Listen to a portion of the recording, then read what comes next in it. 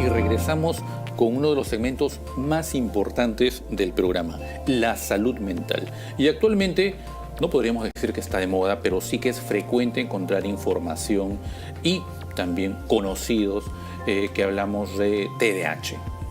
Que si el pequeño es muy hiperactivo, tiene TDAH, que si el pequeño no presta atención a la clase, tiene TDAH, y así pues estamos aparentemente diagnosticando. Y para eso estamos el día de hoy con un experto. Estamos con el doctor Eduardo Cortina.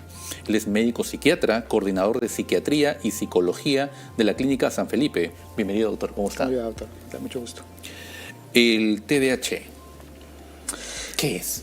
Bueno, el TDAH es un trastorno neuropsiquiátrico que las características principales es un déficit en la atención, es la manifestación más típica, y una alteración en la conducta, representado por hiperactividad y en muchos casos impulsividad. Es importante mencionar que el TDAH es un trastorno que se diagnostica en la infancia. En la infancia. Déjeme ahí hacerle otra consulta. ¿Cómo yo puedo definir, cómo la mamá se puede dar cuenta de que el niño es hiperactivo? ¿Qué es la hiperactividad? La hiperactividad es justamente el aumento del movimiento, del movimiento motor y psíquico también, en el caso de los niños, que no es capaz de adaptarse a situaciones puntuales, ¿no? Cuando un niño, por ejemplo, está en el colegio y es incapaz de poder estar, por ejemplo, formado para un evento, para una ceremonia, y a raíz de que el profesor va y le dice, bueno, ponte de manera correcta porque si no pues va a haber un castigo, el niño no puede quedarse quieto, es que podemos sospechar que ese niño no entendió, ¿no?, que había una condición que lo hacía que se quede quieto, es decir, no había conciencia, ¿no? Entonces es un niño que no era capaz de mantenerse quieto, es decir, estaba activo en un momento en el cual no debía estarlo. Ok, entonces ahí sepultamos prácticamente muchos mitos que el niño normalmente es inquieto. Exacto. Todos hemos sido niños y sabemos que correteamos de un lado a otro, saltamos encima del sofá, de las sillas, de la cama, jugueteamos, pero de ahí a llamar esto hiperactividad, nada que ver. No, justamente lo que hablamos los especialistas es la normalidad, ¿no? Que hay un amplio espectro de lo que es la normalidad, es justo lo que mencionaba, doctor, el tema de que los niños, dependiendo de la edad en la que están y dependiendo del interés que tienen por las cosas, van a estar mucho más quietos o mucho más activos o mucho más atentos o mucho más concentrados o inatentos. Cuando hay una alteración de esta esfera, de estos puntos, es cuando se podría sospechar, pero lo normal es que un niño sea, dependiendo de la edad que tenga, intranquilo, inatento. Hay que sospecharlo cuando estos dos puntos, tanto la atención como la hiperactividad, repercuten en el accionar diario, ¿no? Okay. En este caso, pues, en lo que es la escolaridad, en lo que es la vida familiar, en el desempeño diario. Por ejemplo, no cumplir la orden de quedarse quieto en su carpeta o de quedarse quieto en la formación escolar. Ya podríamos sospechar, mas no diagnosticar tempranamente. Claro, porque es un patrón que se repite, ¿no? No es un solo momento, sino es continuamente ese niño o niña tiene dificultad para seguir una indicación y sostenerla. Perfecto. Y ese mismo patrón no solo se da en el colegio, ¿no?, que es el momento en espacio que más pasan los niños, sino también en la casa, ¿no? Por eso hay que saber diferenciar. Si vemos un paciente que viene con su mamá y me dice, mi hijo está muy inquieto en el colegio, ¿y qué tal es en la casa? No, en la casa es muy tranquilo. Hay que sospechar que ese niño tal vez no tenga un TDAH, sino tenga otros temas, ¿no?, como por ejemplo acoso escolar, depresión, ansiedad, ¿no? Okay. Que sería tal vez lo que uno pensaría más como especialista y Perfecto. No un cuadro de TDAH, porque el TDAH es una condición, es un trastorno que dificulta en todas las áreas de ese niño. Y cuando yo digo que hay déficit de la atención, específicamente ¿a qué me refiero? A la capacidad de justamente poder realizar una acción, ¿no? Concentrarse en un tema, una acción y poder terminarla, concluirla. Por ejemplo, una tarea escolar, ¿no? Okay. Le dan una tarea que haga, por ejemplo, un niño en caso de que haga un dibujo, que pueda empezarlo y terminarlo, ¿no? Okay. La conclusión de una tarea. La conclusión de una tarea, ¿no? Si este niño empieza un dibujo y en el camino se para y se va del salón o quiere irse o hace otra cosa, hay que pensar, puede ser que tenga algún otro interés en ese momento, pero si es un patrón que se repite, ¿no? Hay que pensar que algo más ese chico hay que estudiar, hay que evaluar. Hay que evaluarlo. Y ahí vamos con algo importante. ¿Quién hace el diagnóstico del TDAH? ¿La abuelita, la mamá, el profesor, el auxiliar, la nana, el psicólogo o el médico psiquiatra? Es una excelente pregunta porque lo hacemos todos. El diagnóstico en psiquiatría, en general, en salud mental, estos trastornos tienen un patrón, como se dice, muy fuerte. Es decir, se deberían dar cuenta todos, ¿no? Es decir, desde el profesor, el padre, el que abre la puerta del colegio, el que espera al niño que venga a la movilidad. Es notorio. Es notorio porque la intranquilidad es constante. Los niños con TDAH sufren, padecen, porque nadie los tolera finalmente. Es decir, el profesor se frustra, porque no le hace caso, ni a las amenazas, ni a los castigos, ni a las recompensas que se le pueden dar a un niño para que haga bien las cosas, fracasa, se agota. Habla con los padres, ¿qué hacemos? Es decir, se agotan los amigos. Es decir, es un niño que no es capaz de adaptarse por ejemplo, a un campamento, ¿no? Es decir, a seguir órdenes, ¿no? A seguir indicaciones. Entonces, se va aislando. Entonces, es un niño que finalmente sufre la familia y es notorio, ¿no?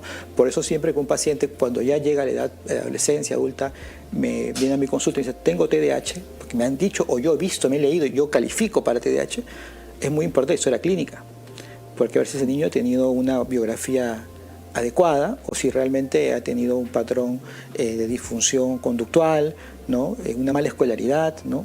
Porque si no lo ha tenido, hay que pensar cualquier cosa menos en TDAH. O sea, ¿tiene que haber también efectos deleterios sobre el rendimiento escolar o es independiente? Sobre el rendimiento tiene que ver porque justamente los niños o chicos con TDAH fracasan, no les va bien en lo académico, no les va bien, ¿no? Y no por capacidad intelectual, ¿no? Ellos pueden ser capaces de tener una buena nota, pero su dispersión, no poder atender o no poder estar quietos, hace que fracasen en ese intento, ¿no? Okay. Una vez hecho el diagnóstico de TDAH, o cuándo un padre debería llevar a su hijo o a su hija para que reciba el tratamiento oportuno.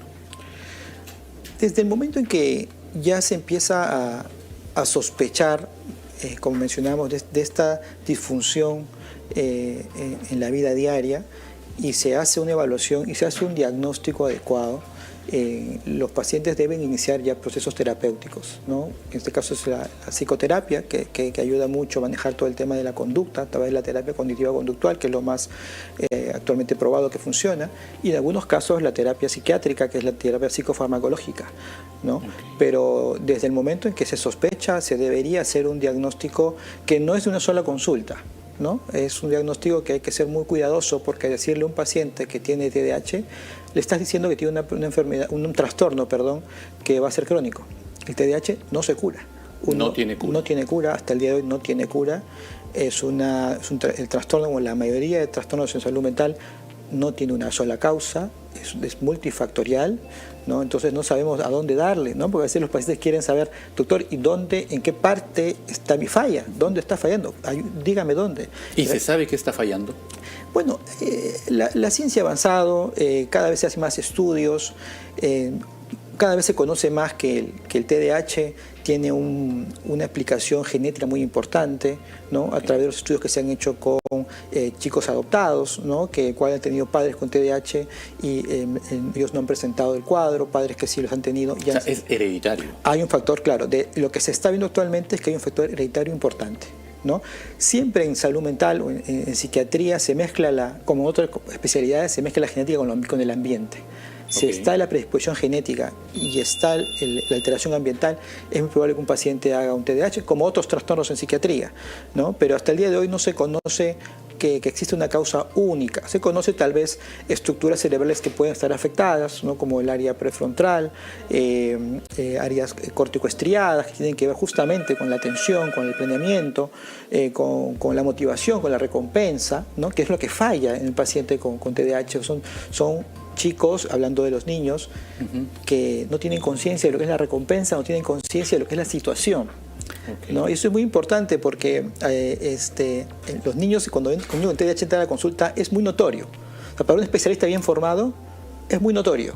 Es un niño que desde que el padre ya empezó a hablar sobre por qué trajo a su hijo a la consulta, el niño tal vez no lo va a dejar ni empezar a hablar. O tal vez en la mitad de la charla lo va a interrumpir.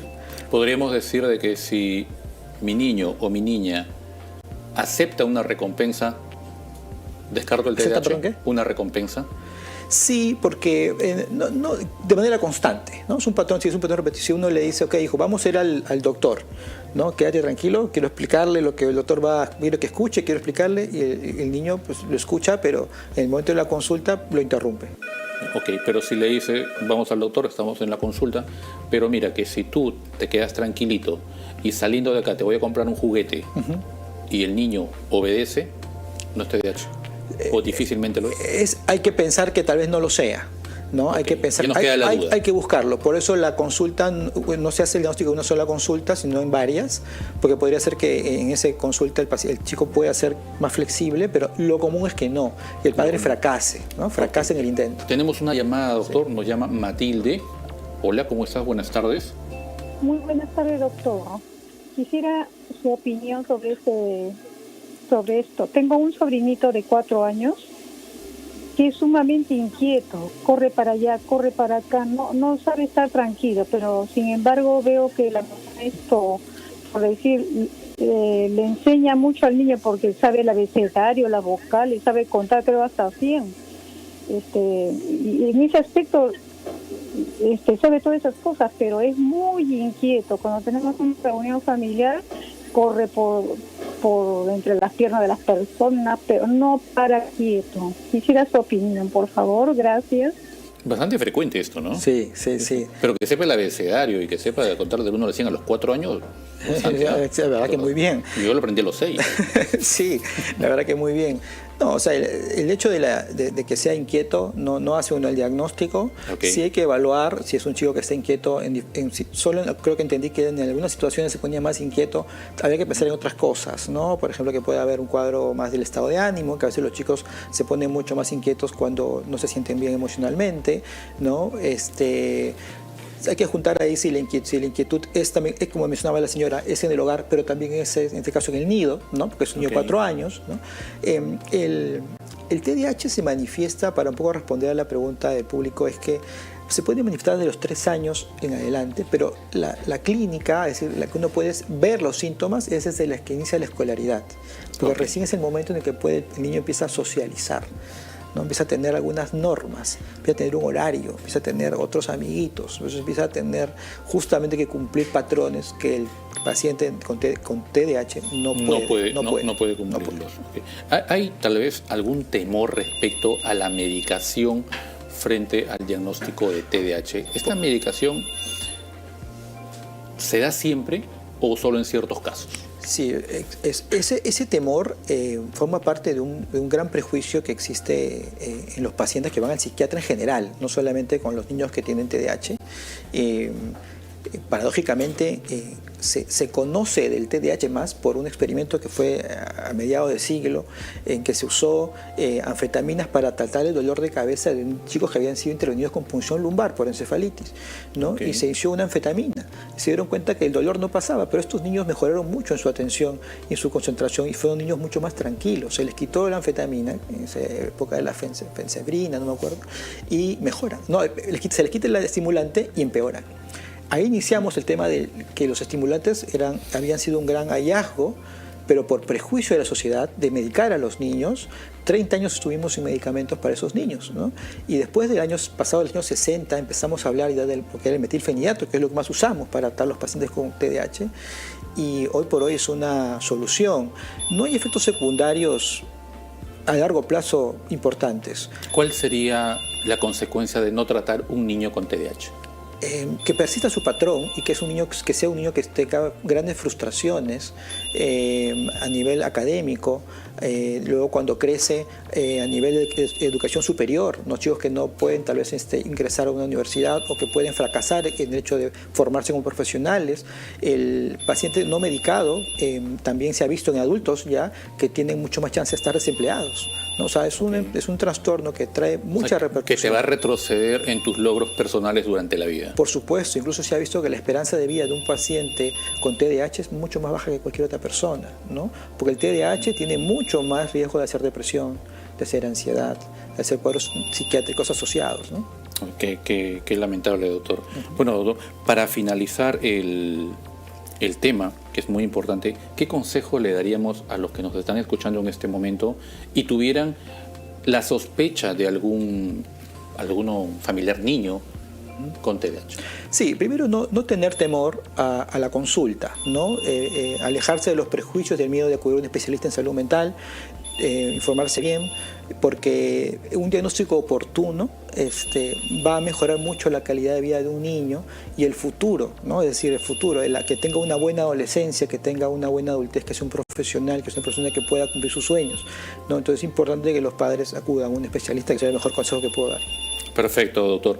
Hemos estado con el doctor Eduardo Cortina, coordinador de Psiquiatría y Psicología de la Clínica San Felipe. Ahí lo encontramos, doctor. Por supuesto, estoy todos los días. Perfecto. Muchas gracias. Muchísimas gracias a usted, doctor. Bueno, y nosotros nos despedimos hasta el día de mañana. Recuerde enviar la respuesta a la pregunta del día. Ya nos queda únicamente ahora sí por WhatsApp, porque todavía continúa el concurso. Nos vemos. Chao.